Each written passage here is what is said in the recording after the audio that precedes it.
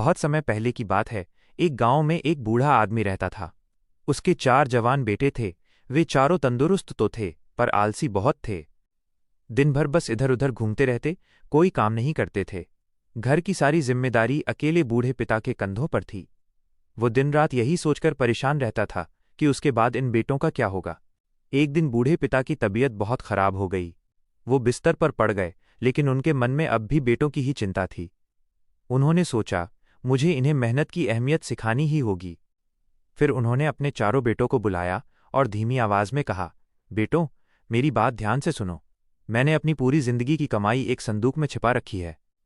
उस संदूक में सोना, चांदी और कीमती गहने हैं। मेरे जाने के बाद तुम उसे आपस में बांट लेना। ये सुनकर बेटे बहुत खुश हुए और तुरंत पूछा, बाबा, वो संदूक कहाँ है? बूढ़े आदमी ने मुस्कुराकर कहा, वो हमारे बंजर खेत में कहीं गड़ा हुआ है, लेकिन मुझे याद नहीं कि ठीक कहाँ। अगले ही दिन बेटों ने फावड़ा उठाया और खेत में खुदाई शुरू कर दी। उन्होंने दिन रात मेहनत की। उन्होंने मिट्टी का चप्पा चप्पा पलट दिया, फिर भी संदूक नहीं मिला। 2 साल गुजर गए। इसी बीच बूढ़े पिता का देहांत हो गया। अब बेटे थक चुके थे। वे अपने पिता को कोसने लगे कि उन्होंने धोखा दिया। पर तभी एक दिन सबसे छोटे बेटे ने देखा कि उस खेत की मिट्टी अब बहुत उपजाऊ हो गई है और वहां से पानी भी निकल रहा है। उसने कहा, भाइयों, क्यों ना हम इस खेत में सब्जियां उगाएं? इससे कुछ आमदनी हो जाएगी। चारों ने मिलकर खेत जोता, बीज बोए, पानी दिया और हर दिन मेहनत की। धीरे धीरे सब्जियां उगने लगीं।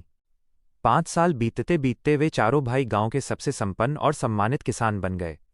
तब उन्हें एहसास हुआ कि उनके पिता ने उन्हें धोखा नहीं दिया था, बल्कि जीवन का सबसे बड़ा खजाना मेहनत की आदत दे गए थे। सीख: मेहनत ही सबसे बड़ा खजाना है। धन और किस्मत साथ न दें तो भी मेहनती इंसान अपनी राह खुद बना लेता है।